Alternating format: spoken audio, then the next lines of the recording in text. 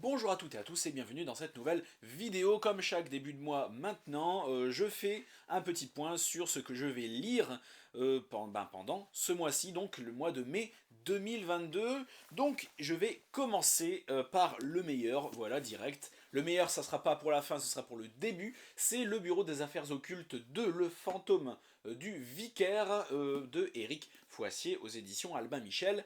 Souvenez-vous, l'année dernière, le Bureau des Affaires Occultes tout court, est sorti. Et je l'ai lu en juillet, j'en ai fait une vidéo et une chronique sur Instagram extrêmement élogieuse parce que j'ai adoré. Donc là, je ne pouvais pas passer à côté de celui-là. Je vais me faire un plaisir de le lire très vite. Là, j'ai entamé les enquêtes de Sherlock Holmes ou les aventures de Sherlock Holmes, je sais plus, mais enfin bref, la première série de 12 nouvelles de Sherlock Holmes. Donc, ce que je vous avais posé la question sur Instagram, savoir est-ce que je fais une mini vidéo de 3 minutes par nouvelle ou carrément, comme d'habitude, une vidéo pour le livre entier, concrètement pour les 12 nouvelles.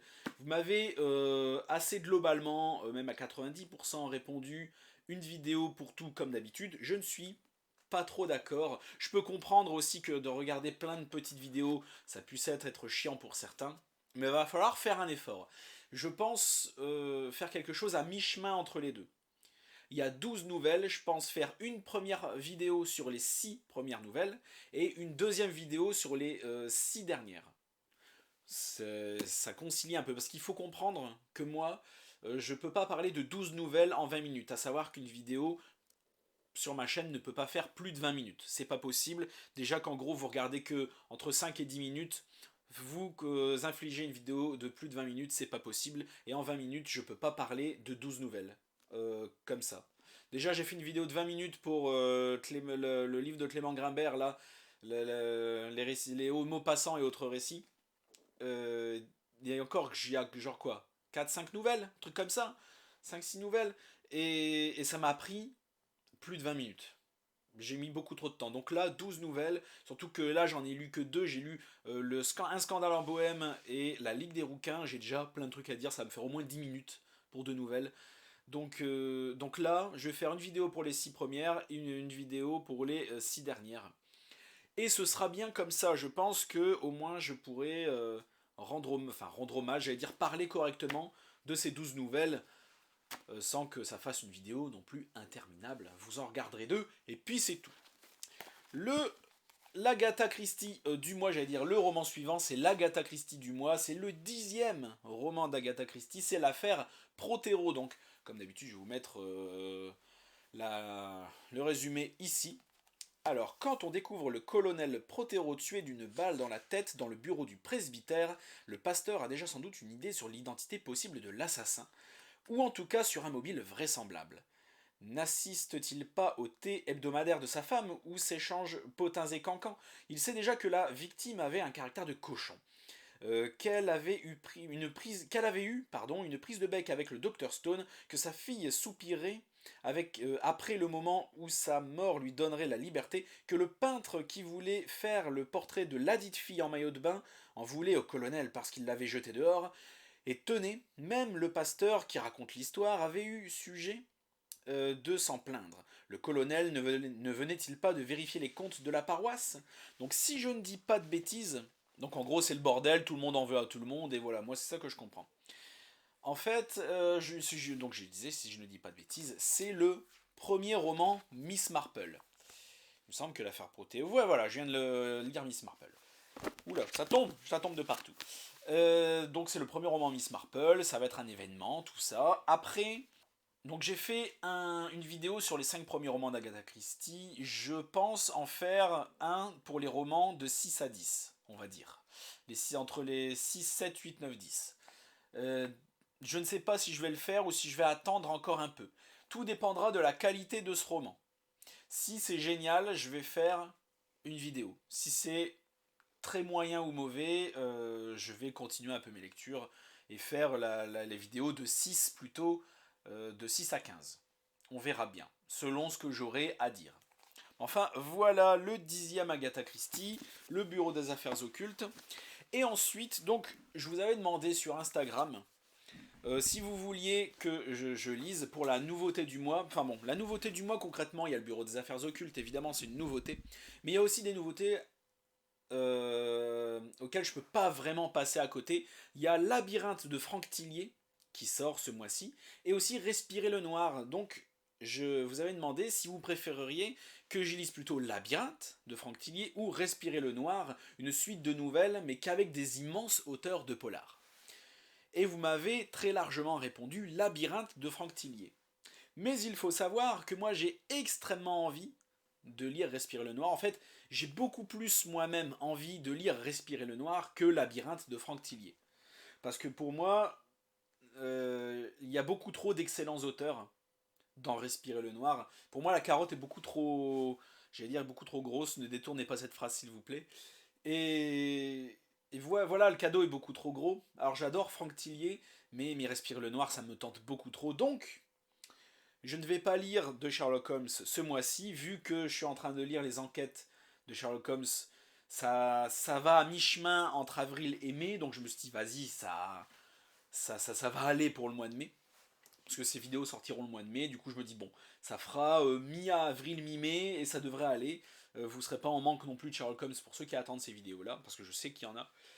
Et donc je sacrifie ma lecture holmesque, si je puis dire, de ce mois-ci, pour caler le labyrinthe de Franck Tilly, parce que je comptais ne pas vous écouter et lire Respire le noir. Parce que j'ai vu je ne sais plus quelle booktubeuse, je crois que c'est Les Livres Noirs de Claire, qui a lu Respirer le noir, et qui m'a dit que c'était très bien. Claire, si tu regardes cette vidéo, confirme-moi ça en commentaire, s'il te plaît. Et donc voilà, je sacrifie mon Sherlock Holmes, je sacrifie aussi le livre de Mapal que j'essaie de sortir aussi tous les mois pour pouvoir lire à la fois Labyrinthe et à la fois Respirer le mal. Donc je pense laisser quelques secondes euh, le résumé de Labyrinthe ici. D'ailleurs je l'ai sous les yeux sur mon téléphone. Donc vite fait une scène de pure folie dans un chalet. Une victime au visage réduit en bouillie à coups de tisonnier et une suspecte atteinte d'une étrange amnésie. Camille Nijinsky, en charge de l'enquête, a besoin de comprendre cette subite perte de mémoire, mais le psychiatre avec lequel elle s'entretient a bien plus à lui apprendre. Car avant de tout oublier, j'essaie d'appuyer sur voir plus et ça marche pas. Mais avant, je sais plus où je suis arrivé. De tout oublier, sa patiente lui a confié son histoire. Une histoire longue et complexe, sans doute la plus extraordinaire que Camille entendra de toute sa carrière. Tout d'abord, mademoiselle Nijinsky, vous devez savoir qu'il y a 5 protagonistes. Toutes des femmes. Écrivez, c'est important. La kidnappée, la journaliste, la romancière, la psychiatre. Et concentrez-vous parce que cette histoire est un vrai labyrinthe où tout s'entremêle. La 5e personne sera d'ailleurs le fil dans tout ce dédale et j'en suis sûr apportera les réponses à toutes vos questions. Frédéric Fontes. Donc évidemment, c'est extrême, ça a l'air très très bien. Mais ce qui a l'air encore mieux, c'est Respirer le noir et je vais vous mettre aussi la 4e de couverture, soit là, d'un côté ou de l'autre de moi. Laissez-moi juste 2 secondes, histoire de chercher sur Babelio, que je puisse vous le lire. Et me revoilà, donc, je vais vous dire vite fait la liste des auteurs, et vous allez voir que c'est quand même vachement prestigieux. Donc Barbara Abel, Franck Bouys, Hervé Commer, Adeline Dieudonné, François-Xavier Dillard, Christelle Duchamp, R.J. Ellory, Karine Guébel, Vincent, oui, je sais pas comment ça se dit, Sophie Loubière, Jérôme Loubry, Dominique Maison et Mo Malo, voilà, c'est tous des super auteurs. Ces auteurs prestigieux, maître incontesté du frisson, blablabla. 12 nouvelles originales, singulières et surprenantes pour autant de voyages olfactifs à la découverte de mondes connus ou futuristes, de personnages terrifiants ou terriblement humains. 12 expériences sensorielles qui vous marqueront durablement de leurs effluves. Retenez votre souffle et laissez vos sens vous guider dans le noir. Et donc apparemment, c'est vraiment le thème, c'est vraiment respirer. C'est vraiment l'angoisse à plein poumon sur le thème de la respiration, de l'olfactif. Évidemment, l'olfactif dans un polar, c'est Respirer le noir, le titre était tout trouvé. Et donc j'ai pas pu vraiment choisir entre les deux, je me suis dit tant pis. Un livre ancien que je vais lire, ce sera seulement l'affaire Protero. Et puis c'est tout parce que, bon, j'ai un public, enfin si on peut appeler ça un public, je vais vouloir trop en faire, qui est sur ma chaîne pour les Agatha Christie. Donc si je fais pas l'Agatha Christie du mois, et ben une partie des gens qui me regardent ne sera pas content. Et je peux le comprendre. Enfin, voilà, pour résumer, Respirer le noir.